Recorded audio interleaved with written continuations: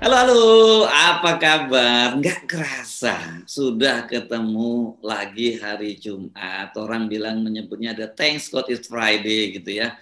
Karena bagi Anda yang bekerja kantoran, sekarang sudah mulai tidak lagi work from home, ini pasti Jumat ini ditunggu ya. Oh, tenang ini Thank God It's Friday. Tapi kalau kami di media itu dulu malah sering bikinnya begini, oh my God it's Friday gitu, karena berarti tetap hari Jumat dan Sabtu tetap kerja. Oke, tetapi apapun ini kita juga Anda bisa nyebutnya Thank God it's Friday atau orang menyebutnya Jumat Barokah dan sebagainya. Pokoknya ini hari penting, hari Jumat. Dan buat kita semua hari sebenarnya hari penting karena kita kita menghormati Anda semua dan menganggap semua itu hari penting. Dan seperti biasa Anda kembali dalam program Off the Record, membaca berita di balik berita. Masih terus bersama saya Hersu Arif dan saya Agi Beta. Senang kembali kami berdua menjumpai Anda di menjelang akhir pekan. Kayaknya backgroundnya Mas Hersu ini beda nih. Mas Hersu lagi di mana ini, dong? Iya. Kayaknya di Jogja. Ini sekarang ada roadshow ya. Rocky Gerung Official sedang roadshow di Jogja gitu ya. Kita nanti akan ada ketemu dengan teman-teman aktivis Ikatan Mahasiswa Muhammadiyah seluruh Indonesia. Ini ada sekolah, ada talk show anti korupsi dan sekolah anti korupsi gitu ya. Nah, momennya pas juga ini karena kemarin kan ada satu tokoh yang baru saja menyerahkan diri ke KPK ya Mbak ya. Oh iya, Mardani Maming ya. Ya, ini penting, apalagi ini kan figur muda, figur penting. Ini kan tokoh penting dia bendahara umum PBNU dan dia ketua umum BPP istilahnya mereka ya, Badan Pengurus Pusat HIPMI, Himpunan Pengusaha Muda Indonesia, dan juga ketua DPD PDIP Kalimantan Selatan. Ini kan dahsyat ini anak, dan kan bupati 2 periode. Hebat ini anak-anak. Nah iya, ketua DPD PDIP dari tahun 2015 ya Mas Hersu. Iya, jadi lama ini hebat sekali gitu. Tapi dan kemarin dengan segala kemegahannya ya dia menyerahkan diri ya, karena saya baca rupanya keluarganya itu dari Singapura datang dengan pesawat charteran gitu ya, yang pesawatnya mewah. Wah, ini luar biasa, sayang sekali ya sebenarnya ini anak muda yang sangat potensial gitu ya.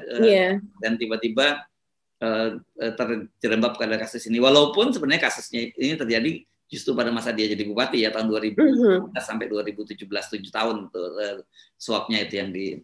Nah, oke, itu tapi kita nggak akan bahas terlalu detail nanti ya Mbak ya, karena sudah di konten di Hersu Benopoint maupun konten di yang lain di FNN sudah menyoroti soal itu. Kita yang bahas menurut saya usul nih kalau Mbak Agi setuju ya, dan juga viewer kita setuju. 2 aja nih Mbak, ada tetap saja kita bahas perkembangan Brigadir J itu karena makin menarik, squad kurang ajar dan sebagainya. Tapi ada satu menurut saya yang Anda harus harus ikuti juga, ini berkaitan dengan perkembangan PSI dan Anies Baswedan. Ini kan sebenarnya selama ini seperti minyak dengan air gitu ya. Tapi mungkin karena harga minyak gorengnya sudah mulai mahal, ini sekarang mulai banyak petinggi PSI yang sudah secara terbuka menyatakan akan mendukung Anies Baswedan. Gitu Mbak, gimana? Saya usul itu, 2 itu. Gimana menurut Mbak Agi? Iya betul Mas Hersu, itu menarik banget ya. Ini PSI partainya anak muda begitu kan ya. Dan kemudian saat ini sepertinya diprotoli begitulah ya, atau terprotoli begitu kan, mumpung lagi di Jogja kan, ini kan bahasa Jawa ya, protoli gitu ya. Nah itu satu demi satu itu keluar dari PSI, tapi saya nggak tahu apakah Surya Chandra masih tetap di PSI atau saat ini statusnya sudah keluar atau belum, tapi dia menyatakan bahwa dia akan mendukung Anies pada pencalonan presiden 2024, walaupun Anies sendiri belum menyapreskan ya, belum secara spesifik. Tapi dalam hal ini kayaknya PSI ini kan sudah harga mati. Mereka bilang bahwa akan selalu berseberangan dengan Anies. Saya rasa dengan pernyataannya ini kan di dalam diskusi total politik yang mengatakan demikian, itu artinya itu adalah tanda keras ini kepada PSI. Ya. Nah, ini Surya Chandra ini adalah mantan wakil Menteri Agraria dan Tata Ruang ya, kepala BPN ya, yang kemarin digantikan dari Raja Juli Antoni gitu. Nah, ini menjadi pertanyaan, apakah dia diganti kemarin itu karena dia tanda-tanda dia mau menyeberang ke Anies gitu, atau dia kemudian menyeberang ke Anies karena diganti. Tapi kalau saya lihat ininya, ya saya lihat track recordnya Surya Chandra ini pasti bukan dia ini aktivis yang cukup punya jam terbang yang tinggi gitu. Jadi saya kira dia bukan orang yang tipikal ngambekan apa gitu ya. Karena ini beda. Ini kan kalau kita petakan sampai hari ini kan Mbak, itu sudah ada 3 orang yang petinggi lah ini di PSI yang keluar dan semuanya ada kaitannya dengan Anies. Sebenarnya kalau kita lihat sejarahnya yang pertama kali menyatakan keluar dan tidak aktif itu yang pertama kali adalah Suni Tanuwijaya ya. Iya sebetulnya ya, tapi baru terungkap belakangan ya. Tahun yang lalu gitu dia non aktif dengan alasan dia akan mendukung Anies Baswedan pada Pilpres 2024. Ini menurutnya agak aneh karena kita tahu Suni ini siapa kan gitu ya Mbak ya. Iya, orang yang sangat dekat dengan Ahok, salah satu yang waktu itu terus kemudian ada kasus ya di teman Ahok dan kemudian Suni ini juga sempat juga diperiksa di KPK ya untuk kasus reklamasi begitu kan. Iya, ini menarik sekali Mas Herssu. Ya, unbelievable ya. Kalau ini kan gini karena kita kan ingat peribahasa kalau apa sih tiba-tiba lupa peribahasa kalau tidak ada karena tidak ada apa-apanya kira-kira gitu tidak tempua bersarang rendah gitu ya burung tempua bersarang rendah gitu. Agak lupa dikit saya sudah ini dulu peribahasa zaman SD dulu mungkin dan anak-anak sekarang mungkin nggak paham yang soal begitu tapi ini menunjukkan bahwa kalau nggak ada apa-apanya itu nggak mungkin orang itu melakukan sesuatu gitu karena bagaimana mungkin pendukung operator utamanya Ahok pada waktu itu ya tim staf khususnya Ahok pada waktu itu yang dia jelas kemudian dirugikan oleh kebijakan Anies Baswedan karena berkaitan dengan reklamasi. Ini kan sebenarnya polarisasi di Jakarta itu kan persoalannya itu sebenarnya. Kecewaan para Taipan karena proyek ratusan triliun di reklamasi sana dibatalkan semua oleh Anies Baswedan dan Sandiaga Uno pada waktu itu. Nah tiba-tiba kok dia kemudian mendukung Anies Baswedan ini. Ini pertanyaan menarik. Walaupun sebenarnya kalau kita lihat latar belakangnya mereka ini sama-sama lulusan dari satu kampus yang sama di Amerika, North Illinois ya. Iya betul. Ya. Dan jadi walaupun tidak satu angkatan gitu. Iya cukup jauh angkatannya ya kalau dengan Pak Anies. Satu kampus lah mereka gitu. Kita nggak tahu. Kelas lah. Ya dan dia itu tegas. Kemudian Samara Amani yang kedua ya. Samara Amani ini ketua DPP ya kalau nggak salah jabatannya ya Mbak. Iya. Betul. Di luar sebagai ketua DPP, Samara Amani ini kan ikon ya dari PSI dan kemudian ini sebenarnya bisa jadi semacam etalase buat PSI bahwa nggak benar kalau kita anti dengan Islam atau anti dengan orang-orang Arab gitu ya. Dan karena selama ini selalu membuli Anies gitu. Buktinya ada Samara Amani gitu. Ternyata belakangan Samara Amani mundur juga meskipun dia tidak menyatakan mendukung Anies, dia ingin mencari tantangan baru di luar partai politik, tapi orang tidak bisa menafikan ada fakta bahwa suami dari Samara Amani ini cukup dekat dengan Anies dan dia pengagum dan pendukung Anies lah dalam beberapa meskipun dia bukan orang politik ya, tetapi seorang profesor di Amerika ya. Tidak ada hubungannya sama politik, tapi dia dari status-statusnya dia selalu appreciate beberapa langkah-langkah dari Anies kan begitu ya.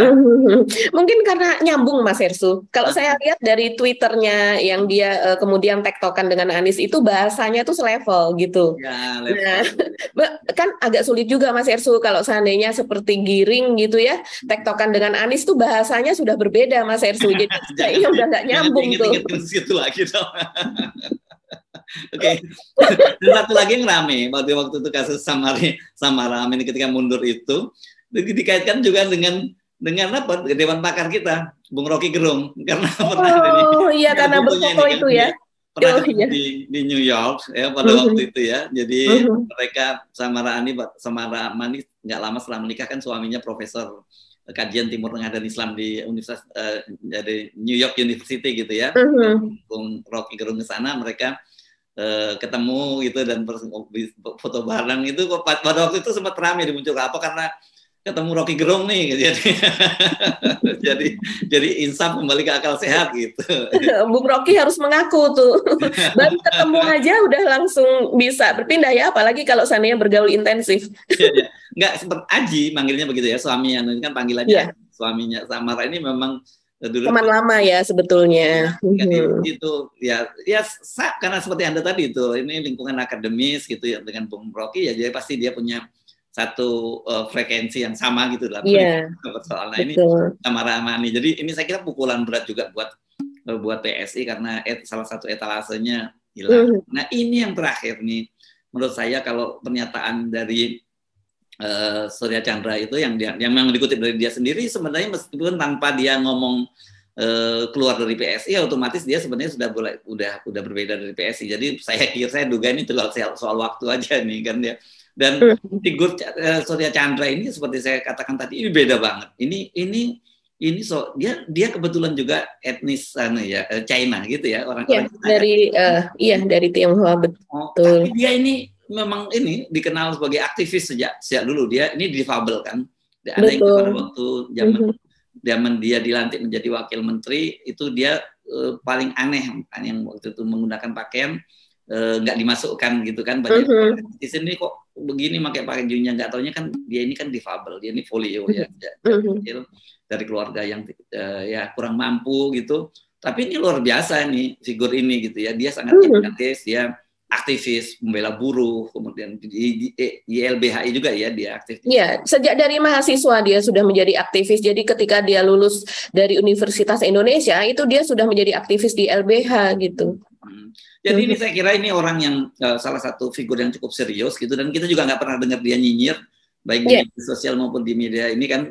Surya Chandra menurut saya ini pukulan yang serius ini buat PSI, dan maksud saya yang jauh lebih serius itu kok kemudian mau dukung Anies itu loh. Saya rasa ini soal kerja ya, itu adalah tagline-nya Pak Jokowi ya Mas Hersu. Tapi itulah yang selama ini dilakukan oleh si Surya Chandra ini kalau saya lihat sih. Dia kan memang track record-nya ini adalah di perburuhan gitu ya, dan dia juga seorang dosen di Universitas Atmajaya dan dia juga mengajar di tempat lain gitu. Dan kemudian ketika dia menjadi caleg begitu, nyalek dari daerah Malang Raya kalau tidak salah ya, dari Jawa Timur, itu memang inilah sisi lain dari PSI gitu. Saya lihat sih di dalam itu dia menjadi one in million gitu ya, menjadi satu di antara yang lain, karena memang yang lainnya sungguh-sungguh berbeda gitu prototipenya dari orang-orang PSI ini. Ini different gitu ya si Pak Surya Chandra ini begitu.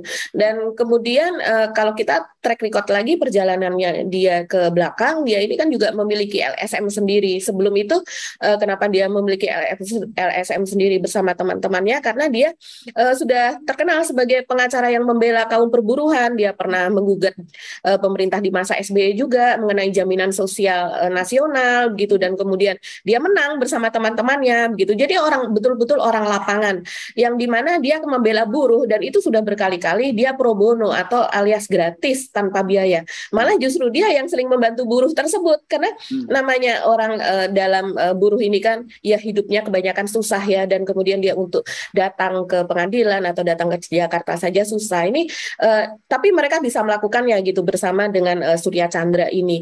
Itulah yang kemudian membuat dia dikenal dan disegani di lapangan. Di LBH juga dia disegani karena dia banyak membantu itu tanpa mementingkan materi begitu ya. Dan kemudian ya ketika dia dilamar oleh Pak Jokowi begitu ya menjadi wamen, dia juga diberikan PR untuk melakukan ya itu tadi reformasi agraria, terus kemudian soal sertifikasi tanah dan sebagainya.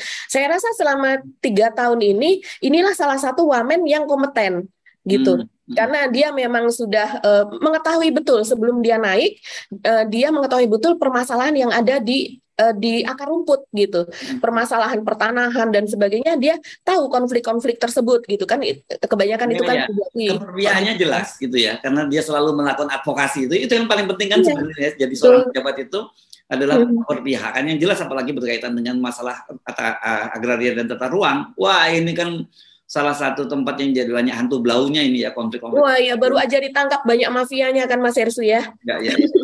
Ya. Mafia tanah, betul. Nah ini jadi saya kira sebenarnya ini pasti pukulan berat saya kira buat PSI ya, karena bagaimanapun juga IPS ini kan tadinya orang banyak berharap lah ini figur-figur muda gitu, partai yang fresh, anak muda, Nah, tiba-tiba di tengah jalan ternyata mereka anak-anak muda milenial tapi cara berpikirnya kolonial gitu karena menghambat pada kekuasaan. Dan yang terbaru kan mereka ini kalau nggak salah ini pro 3 periode mereka ini juga ya. Mereka betul. Perpanjangan jabatan tapi mereka pro 3 periode kan gitu ya. Nah, itu jadi aneh ya, kontradiktif ya. Ya. Oke, dan yang juga menarik kan kita pernah bahas juga berkaitan dengan posisi PSI Jakarta gitu ya. Jakarta beda juga dengan PSI PSI pusat gitu. Kalau mereka justru memprotes mengapa PSI pusat terkesan sangat personal gitu ya. Anies nyinyir. Kalau oposisi harus dilakukan ketika dia jadi partai, itu penting. Kita dorong ada pemerintahan itu baik tingkat daerah sampai pusat itu ada oposisi. Kalau nggak ada oposisi berat tugas kita sebagai media. Medianya juga udah mulai banyak yang jadi humas kekuasaan kan jadi bahaya. Nah, ini akan menarik Mbak mengikuti perkembangan WS ini setelah Suni, Samara dan Surya Chandra. Siapa lagi yang akan menyusul? Ya, yang ini kita perlu bacakan nih Mas Herssu kayaknya ketika dia dalam quote-nya dia ya dalam diskusi Total Politik tersebut ketika dia mengatakan bahwa kalau saya pribadi saya pilih Pak Anies begitu ketika ditanyakan siapa sih calon-calon kandidat-kandidat untuk Presiden 2024 begitu ya pendapat dia mengenai mereka bagaimana dan kemudian dia lanjutkan tepatnya seperti ini kerjaan saya kan ketemu kepala daerah hampir 32 provinsi. Dia, yaitu maksudnya Anies, itu bisa menata. Khusus untuk isu agraria dan pertanahan, itu DKI ada hibah ke Kanwil, yaitu kantor wilayah ya, sebesar 80 miliar untuk beresin sinkronisasi data. Nah, data pembangunan secara umum dan data pertanahan supaya nggak tumpang tindih dan bisa solid, begitu kata dia. Nah, soal sinkronisasi data ini sebetulnya kan memang sudah dilakukan sejak masa Pak Jokowi dulu ya, dimulai dari sana.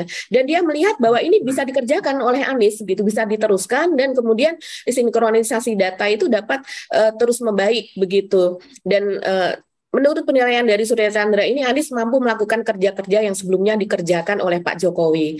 Jadi benar dong kata para buzzer bahwa semua itu kan yang membuat Pak Jokowi, jadi Anies itu tinggal melanjutkan saja. Ya, dan dia mengatakan itu sebenarnya bukan idenya Pak Anies, tapi itu dari Pak Jokowi. Dalam konteks isu pertanahan, dia melanjutkan kerjanya Pak Jokowi. Saya percaya ia bisa melanjutkan. Nah, ini kan memang kalau di pertempuran di dunia maya ya Mas Herssu itu para buzzer mengatakan itu kan ide Pak Jokowi, itu kan ide Pak Jokowi gitu. Anies hanya melanjutkan. Nah, sekarang kalau seandainya dibalas lagi nih oleh para pro Anies ya. Nah, kalau gitu, kalau sebelumnya itu presidennya sudah Pak Jokowi, berarti yang melanjutkan selanjutnya yang paling tepat adalah Anies gitu. Karena dia pasti bisa melanjutkan kerja Pak Jokowi lagi. Ini makin seru lah, saya kira makin seru meskipun kalau kita sampai sekarang kan tetap saja nama media kita masih jaga jarak, jangan dianggap kita bagian dari tim sukses ya. Pokoknya bagi kita catatan kita yang kita dukung yang dukung 0% deh gitu. Iya. Oke, ini menarik. Nanti jadi yang tahu aja gitu kalau di Tanah Abang kan begitu. Siapa lagi yang akan nyusul? Iya, ini dan kita juga sudah berapa lama ya Mas Herssu kita tidak mendengar berita dari Giring ya? Kangen juga sih ya Mas Herssu. Ini kok kayaknya sebagai ketua nih lebih banyak yang di DKI saya rasa yang terdengar kiprahnya atau suaranya begitu. Dari pusat ini sepertinya kalau kita melihat mungkin saya tidak tahu yang di dalam seperti apa ya, tapi sejak ditinggalkan oleh orang-orang ini kan yang ada di lingkaran pusat bukan orang-orang di daerah gitu dan orang-orang penting. Ini memang tampaknya menjadi pamornya PSI yang padahal sebelumnya juga udah partai kecil gitu ya, orang suka mengatakan bahwa ini partai seputaran ibu kota gitu ya. Ini menjadi semakin ambles gitu. Ya, walaupun kecil, tapi yang perlu dicatat, partai ini sangat dimanjakan oleh Pak Jokowi loh. Karena banyak sekali jabatan-jabatan yang diperoleh nggak lolos parliamentary threshold, tapi jabatan mereka banyak sekali beda dibandingkan misalnya dengan P3 gitu yang parlemen. Ini orang-orang PSI di pemerintahan itu banyak, ada yang di staf Pak Jokowi, ada staf khusus di Setnek, ada wakil menteri dan sebagainya. Ini memang sampai ulang tahunnya pun Pak Jokowi juga datang khusus gitu ya. Ya. Oke Mbak, nah sekarang kita balik lagi ke cerita harian yang selama beberapa pekan ini terus-menerus kita soroti berkaitan dengan Brigadir Yosua. Kita coba sengaja memang tadi tampilkan Anies dulu supaya refresh sebentar lah gitu ya. Nggak terus Yosua, walaupun menurut saya ini tidak boleh kita tinggalkan. Kita kawal terus seperti permintaan dari Pak Kapolri untuk terus publik mengawasi ini. Baru apa sih Mbak, ini kok rame banget, ada squad kurang ajar, ada soal pembunuhan berencana, ada soal otopsi yang walaupun katanya kemarin 4 bulan atau berapa pekan gitu baru bisa tapi sebenarnya hasil-hasilnya lewat pengacaranya sudah mulai dibocorkan ini. Iya Mas Ersu, tampaknya Kamarudin Simanjuntak yaitu sebagai pengacara ini sudah mulai membocorkan sedikit demi sedikit gitu ya, tapi memang dia tidak menyatakan semuanya, dia keluarkan semuanya begitu. Seperti contohnya unggahan dia di akun Facebook pribadinya, yaitu baru-baru saja itu dia mengunggah screenshot dari rekaman video percakapan yang berupa video call antara Brigadir Yosua dengan kekasihnya yaitu Vera Simanjuntak. Kabarnya ini terjadi 1 minggu sebelum Brigadir Yosua itu tewas gitu. Jadi 1 minggu sebelumnya terjadi percakapan ini dan kemudian direkam oleh Vera begitu. Video ya. Iya, dan kemudian rekaman itu di-screenshot dan diedarkan fotonya, screenshot tersebut di akun Facebook dari Kamarudin Simanjuntak. Dan ini menjadi ramai Mas Ersu, karena di situ memang terlihat yang diambil screenshotnya adalah momen pada saat Brigadir Yosua itu tampak menangis gitu ya, dengan ekspresi yang tampak sedih, dan kemudian juga Vera ini juga tampak kelihatan sedih begitu ya. Tapi memang kita tidak tahu apa yang dikatakan karena ini kan hanya berupa foto. Tapi dari pihak Kamarudin mengatakan bahwa mereka memiliki rekamannya gitu, rekamannya secara utuh. Nah, rekaman inilah yang kemudian ada di dalam handphone atau ponsel dari Vera, dan kemudian sekarang ini diamankan atau disita gitu ya, diambil untuk diselidiki oleh laboratorium forensik begitu. Nah, salah satunya yang kemudian quote yang ramai dari status Kamarudin Simanjuntak ini adalah antara lain seperti ini Mas Ersu. Keterangan foto adalah almarhum Brigadir Nopriansah Yosua Huta Barat. Ketika almarhum pamitan dan memohon maaf serta meminta mencari pria lain, maksudnya meminta Vera untuk mencari pria lain sebagai pengganti dirinya, sekaligus menjelaskan bahwa dia akan pergi untuk selamanya karena akan dibunuh oleh para skuad lama yang pada kurang ajar. Begitu. Ini keterangan dari Kamarudin Simanjuntak begitu. Isi percakapannya kurang lebih itu, dan kemudian dia menjelaskan lagi bahwa rupanya dia sudah sejak bulan Juni mengalami ancaman ini, dan kemudian sudah ada semacam percakapan yang nyambung dengan Vera begitu. Jadi ada istilah-istilah yang hanya diketahui oleh mereka berdua. Jadi ketika dia mengatakan bahwa dia akan dibunuh oleh para skuad lama yang pada kurang ajar, kemudian Vera menanyakan skuad lama atau skuad baru gitu. Nah, artinya Vera kan sudah tahu nih kalau yang disebut skuad lama ini siapa, skuad baru siapa. Dan kemudian Brigadir Yosua ini mengatakan skuad lama begitu. Skuad lama ini artinya adalah termasuk lingkaran dia, karena dia adalah termasuk skuad lama begitu Mas Hersu. Nah, kalau yang selama ini di dalam versi polisi itu menjadi tersangka dalam tanda kutip, karena dia tidak menjadi tersangka sampai saat ini, masih menjadi saksi, yaitu Barada Richard atau mereka sebutnya adalah Barada E, itu kan termasuk skuad baru gitu, karena dia masih berusia 24 dan kemudian dia juga masih balok 1 begitu, jadi dia bukan termasuk ke dalam skuad lama tersebut. Dan kemudian ada tambahan informasi dari Kamarudin bahwa skuad lama ini berpangkat brigadir juga begitu. Iya, tapi kalau kita melihat dari foto itu kan memang ada dua yang paling dekat dengan Pak Ferdi Sambo. Pak Ferdi berfoto bersama 8 orang ajudannya, dan kemudian di situ kalau kelihatan dari pangkatnya sih yang berpangkat brigadir ada 1 ya. Pada saat itu diambil pangkat Yosua belum brigadir, masih di bawahnya. Karena Yosua ini memang sudah 2,5 tahunan dia ikut ditugaskan menjadi ajudan keluarga Pak Ferdi Sambo ini, yaitu ketika Pak Sambo masih menjadi kombes, kemudian naik menjadi bintang 1 dan bintang 2. Jadi dia cukup lama ya untuk ukuran seorang ajudan, sudah sampai 2,5 tahun, dan kemudian mungkin sekitar rencananya sekitar 7 bulan lagi itu dia akan masuk sekolah perwira begitu. Makanya dari keluarga akan mengatakan dia akan segera menikah kalau seandainya dia nanti sudah menjadi perwira demikian. Nah, ini keterangan dari pengacara dari Kamarudin Simanjuntak juga mengatakan bahwa yang yang membunuh Yosua itu, jadi dia tidak mau mengatakan lagi bahwa ini ada dugaan apa. Dia mulai saat ini dia mengatakan bahwa ini betul dibunuh dengan adalah pembunuhan berencana begitu kasusnya. Menurut versi pengacara ya. Kalau kita kan masih tetap ini dugaan, belum ada pengadilan kan gitu. Karena kan apalagi kemarin dugaan yang soal kemungkinan dibunuh di Magelang gitu, itu kan juga sudah mulai terbantahkan dengan beberapa CCTV yang dirilis ya. Meskipun soal CCTV-nya itu lagi-lagi juga bukan berarti membuktikan bahwa Pak Ferdy Sambo tidak ada di lokasi dan sebagainya, itu nggak begitu ya ketika peristiwa terjadi. Tapi yang jelas fakta bahwa Yosua itu masih hidup sampai di Jakarta. Di perjalanan. Nah, dia meminta kalau dari Johnson Panjaitan dan Kamarudin Simanjuntak ini menginginkan agar ada penyelidikan soal CCTV sepanjang perjalanan itu karena terakhir percakapan dengan pihak keluarga itu pada tanggal 10 begitu. Dan kemudian sehari sebelumnya yaitu pada tanggal 7 dia berteleponan juga dengan Vera yang kemudian dia juga mengatakan bahwa dia dalam posisi yang tidak baik begitu. Nah, oleh karena itu pengacara mengatakan dia ada kemungkinan bahwa dia sudah mulai disiksa di perjalanan begitu. Alasan dari pengacara demikian dan itu sudah terbantahkan saat ini begitu dengan CCTV yang ada di Jakarta. Ya, jadi tetap saja jadi penjelasan Kamarudin ini kita paparkan, tapi kita kan selalu menyinggung bahwa sebagai wartawan kita diajari doktrin utama seorang wartawan itu selalu skeptis, gitu ya. Skeptisisme itu penting, karena kalau wartawan nggak punya sikap skeptis itu menerima apapun informasi yang disampaikan oleh para narasumber. Padahal kan tidak semua narasumber ini pertama tidak kredibel, kedua juga punya intensi yang berbeda juga kan narasumber. Ini hati-hati, ini terutama kita bicara pada para wartawan ya, bukan belagu sok senior, bukan. Kita maksudnya mesti hati-hati karena media itu bisa juga dimanfaatkan oleh narasumber untuk target dari apa yang mereka mau tuju. Ini yang begini-begini yang selalu mesti kita selalu untuk cross check terus gitu ya, Mbak ya.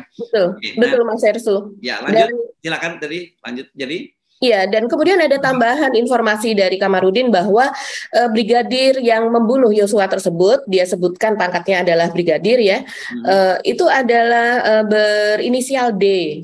Oke, nah ini kan penting Anda nyebut inisial D ini, kenapa? Karena kemarin kita kan juga membaca media-media itu mempertanyakan siapa nih, ada orang bewok yang bewok di sebelahnya, yang itu kelihatannya orang Papua ya, kalau namanya Emare ya, Mbak, kalau nggak salah ya. Iya, namanya Emare, kita memang tidak tahu ya nama panjangnya siapa, karena seperti misalnya dikatakan ternyata namanya adalah Richard Eliezer, apa begitu ya, panjang karena ada empat kata begitu ya, yang di belakangnya Lumiu kalau tidak salah itu adalah sebuah marga dari Minahasa begitu.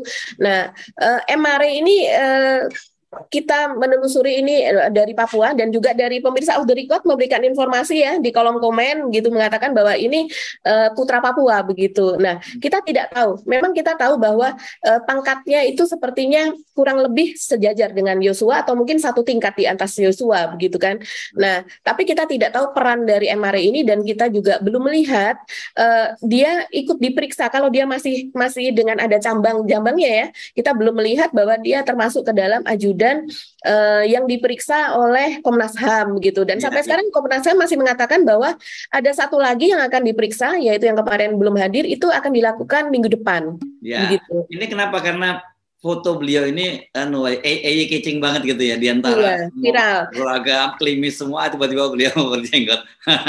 Dan menjadi topik berita tersendiri. Banyak yang mempertanyakan siapa, karena polisi berjenggot gitu kan.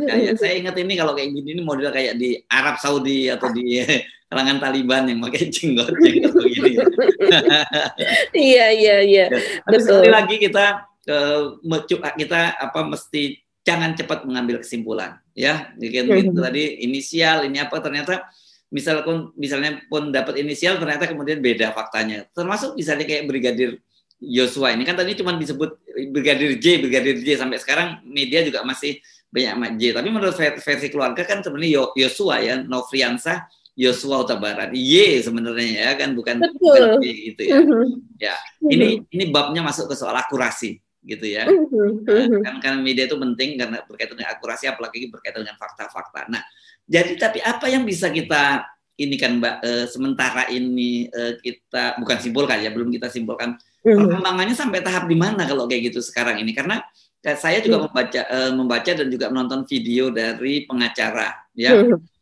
Pengacara itu sekarang menjelaskan kemungkinan itu yang menembak bisa lebih dari orang satu, ada tembakan dari depan, tembakan dari belakang dan sebagainya. Ini menurut saya Pak Kamarudin ini sering memberikan clue-clue gitu yang menjadi ngeri-ngeri sedap ini peristiwa kematiannya dari Brigadir Yosua ini. Iya, kalau saya membacanya, ini adalah taktik ya dari Pak Kamarudin agar media selalu mendapat umpan dan diberitakan setiap hari. Ini kan memang tugas dia ya. Jago dong dia buat agenda setting ini kalau di kita namanya ya. Maaf ya Pak Kamarudin kalau Anda menyaksikan ini, tapi itu sangat biasa. Itu dilakukan oleh semua orang kalau sedang melakukan pekerjaan sesuatu yang dia butuh promosi dan butuh diketahui oleh banyak orang, itu dia akan melakukan hal tersebut. Memberikan informasi itu sedikit-sedikit gitu. Ya, jago ini ya. Iya, ini jago. Dan ini artinya dia mengetahui cara bekerja, bagaimana cara dia bekerja, karena dia menginginkan betul masyarakat ikut mengawal kejadian ini. Gitu. Kalau seandainya dia misalnya hanya kasih dalam satu hari semua info, itu akan habis begitu saja. Tapi dengan sedikit demi sedikit, maka mau tidak mau ini memang setiap hari masih menjadi trending topik sih Mas Hersu. Saya melihat di berbagai media 5 terpopuler, 10 terpopuler, berita terpopuler ini masih selalu masuk ini soal Yosua, karena memang selalu ada informasi setiap hari. Nah, yang terakhir itu kan adalah soal otopsinya ya. Otopsi itu dilakukan 2 hari yang lalu. Ini ada info lagi mengenai otopsi tersebut, karena ternyata dari pihak keluarga itu juga diperbolehkan mengirimkan utusannya begitu untuk menyaksikan otopsi tersebut begitu. Jadi mengirimkan, entah ini dia berstatus tenaga medis atau tidak, atau hanya sebagai saksi yang melihat begitu ya.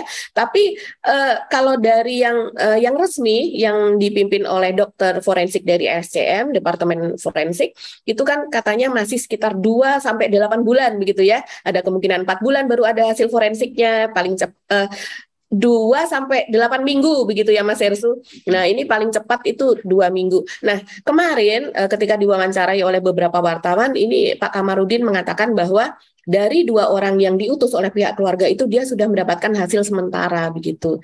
Dan hasil sementara itu antara lain adalah, daripada salah saya bacakan saja Mas Hersu.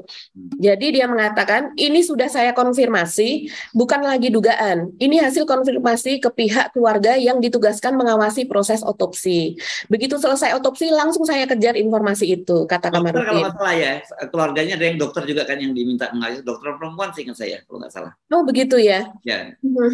Dan kebetulan juga kalau soal tenaga medis, Vera Simanjuntak sendiri adalah seorang bidan ya. Walaupun terakhir, kita agak menyimpang dikit nih, walaupun terakhir Vera kata Pak Johnson Panjaitan sudah resign atau keluar kerja dari tempat kerjanya, dari rumah sakit karena mendapatkan tekanan begitu.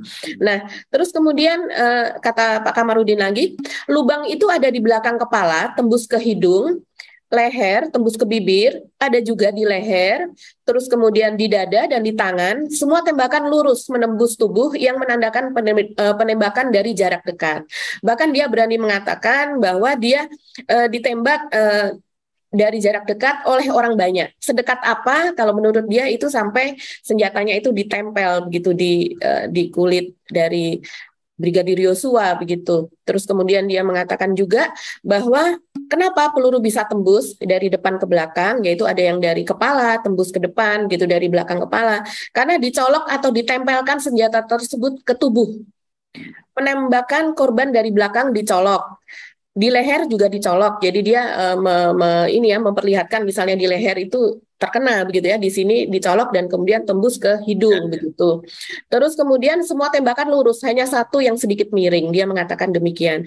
Selain luka tembak, ada juga luka penyiksaan yang diterima oleh Yosua, yaitu pergelangan tangan sebelah kiri patah, jari manis patah, kaki ada 2 lubang di sebelah kanan, yang kalau klaim dari Mabes Polri, lubang di kaki kanan karena proses memasukkan formalin.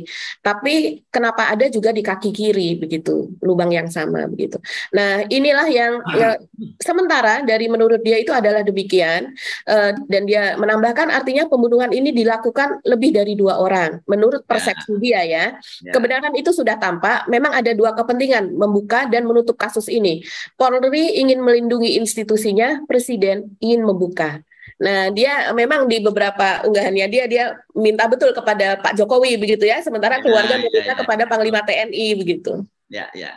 Saya kira sebenarnya sekali lagi kita mesti nyampaikan ini kalau serius ini mudah kok kasusnya ya gitu, dan nggak perlu sampai berlama-lama ini. Tapi karena peristiwanya diungkap juga terlambat, jadi barang-barang bukti juga saya kira sudah banyak yang disingkirkan gitu ya. Dan kita tahu kan misalnya kalau tadi misalnya tembakan dari jarak dekat gitu, kalau pada waktu itu langsung dilakukan visum itu akan kelihatan kan, biasanya ada jelaga gitu ya di dekat di dekat kalau misalkan dari tembakan.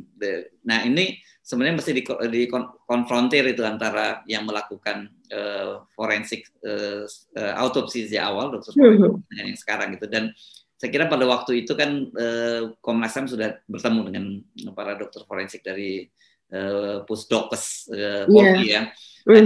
Kalau saya baca-baca ini lagi-lagi nih ya, banyak kan netizen kok nggak terlalu percaya sih sama Komnas HAM ini, yang saya jadi agak jadi gimana saat ini saya berharap oke lah sudah ada Komnas HAM kan, jadi ini lembaga yang independen, tapi saya baca-baca kok kredibilitas Komnas HAM juga banyak dipertanyakan ini ya oleh netizen kita. Iya Mas Hersu. Ini menurut saya bahaya ya, orang semua udah skeptis terhadap semua lembaga, bahkan lembaga yang sebenarnya ini kan non government kan harusnya Komnas HAM meskipun dia dibiayai oleh pemerintah kan gitu. Iya, terutama pemirsa off the record nih. Saya lihat komentarnya itu begitu ya. Dia nggak usah lah itu disebut Komnas HAM, nggak usah lah itu di pendapat Komnas HAM seperti apa. Udahlah yang lainnya begitu. Para pemirsa mengatakan demikian begitu.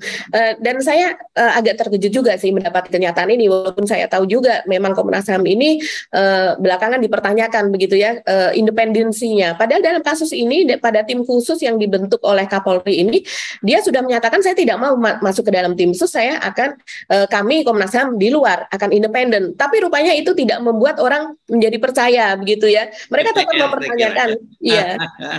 Oke. Nah, ada lagi Mas soal Yosua ini, Mbak. Iya, kalau Vera itu dari Johnson Panjaitan dari pengacara juga, dia meminta agar sebaiknya Vera ini masuk ke dalam perlindungan LPSK ya. Jadi menurut dia kenapa dari Pak Sambo dan kemudian Brigadir E atau Brigadir Richard itu yang mendapatkan atensi dari LPSK. Walaupun sampai saat ini kan memang belum ada pernyataan dari LPSK bahwa dia menerima permintaan perlindungan. Kalau menerima permintaan perlindungan sudah, tapi mereka belum konfirmasi menerima, gitu kan? Itu belum ada. Tapi dari pihak Johnson ini dia mengatakan saat ini Vera dalam keadaan tertekan baik skala psikologis maupun hal yang lain, gitu, sehingga dia terpaksa resign dari tempat bekerjanya, gitu.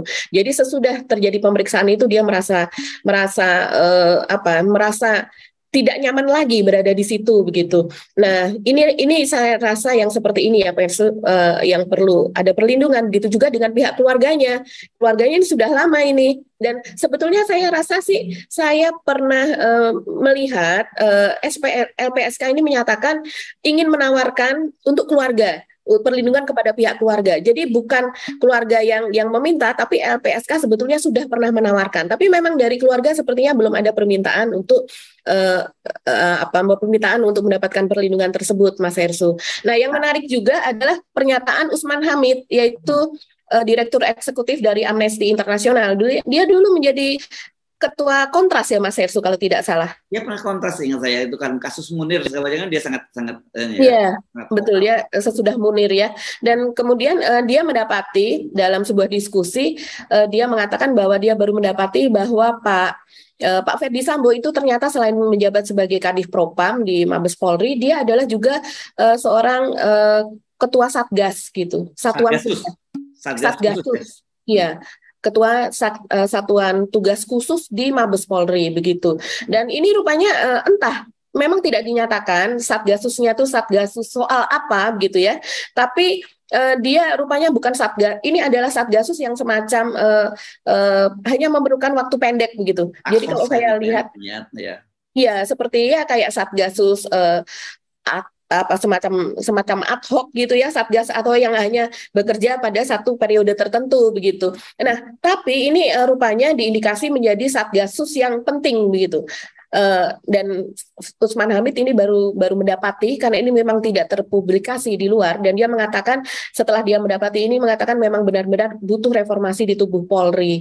Nah, supaya ada transparansi peran dari Pak Ferdi Sambo ini sebenarnya seberapa besar begitu. Nah, kalau seandainya dia sudah tidak menjadi dinonaktifkan dari Kadif Propam, sekarang masih menjadi Satgasus, apakah dia masih punya wewenang untuk mengontrol begitu? Iya.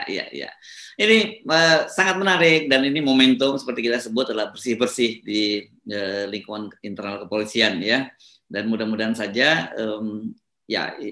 ada niatan baik itu dari para petinggi Polri. Karena apa? Karena ekspektasi publik terhadap Polri ini tinggi, tetapi di satu sisi juga tingkat kepercayaan mereka sangat menurun gitu, apalagi begitu ya, Mbak Agi ya.